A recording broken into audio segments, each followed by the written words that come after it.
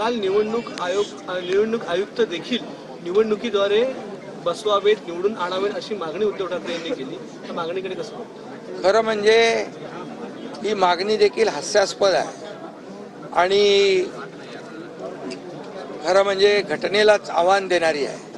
Bharat Ratna doctor Babasaheb आंबेडकरच्या घटनेने हे सर्व निर्णय घेतलेले आहेत आणि म्हणून एक प्रकारे बाबासाहेबांच्या घटनेचा अपमान आहे. खरं म्हणजे ही पदं जी आहेत, ही जी काही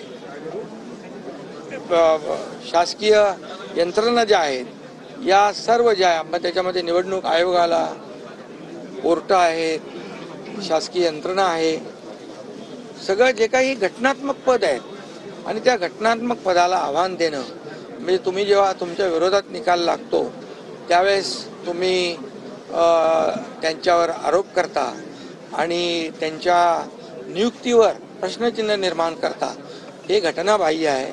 हा बाबासाहेबांचा आणि घटनेचा अपमान आहे.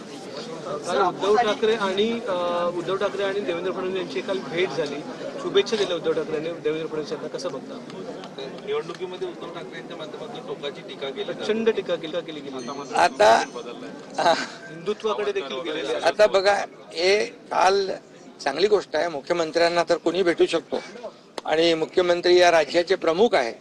त्यांना विरोधी पक्षही भेटतो, विरोधी पक्षाचे इतर पक्षाचे नेतेही भेटतात. परंतु हे चित्र बघितल्यानंतर टोकाची टीका करणारे, अगदी संपवण्याची भाषा करणारे, जेलमध्ये टाकण्याची भाषा करणारे, म्हणजे सरकार आलं आमचं की तुम्हाला जेलमध्ये टाकू.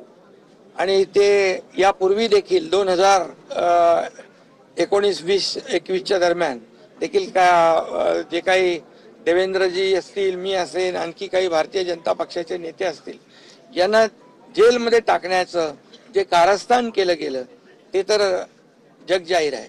परंतु आता देखील त्यांना एवढं लोकसभेच्या विजयानंतर एवढे हुरळून गेले होते की त्यांनी मंत्रिमंडळाचं वाटपही केलं होतं आणि म्हणाले आम्ही तुम्हाला सगळ्यांना जेलमध्ये टाकू. आता जेलमध्ये टाकण्याची भाषा करणारे देवेंद्रजींच्या बाबतीमध्ये, आणि ते एक आमूलाग्र बदल झालेला दिसतोय, चांगली गोष्ट आहे. आणि त्याला मी म्हणेन देवेंद्रजींना भेटणं काही गैर नाहीये, मुख्यमंत्री आहेत ते, पण ह्याला भेट त्याला भेट आणि डायरेक्ट दुसऱ्या दिवशी घरी थेट, अशी परंपरा आहे.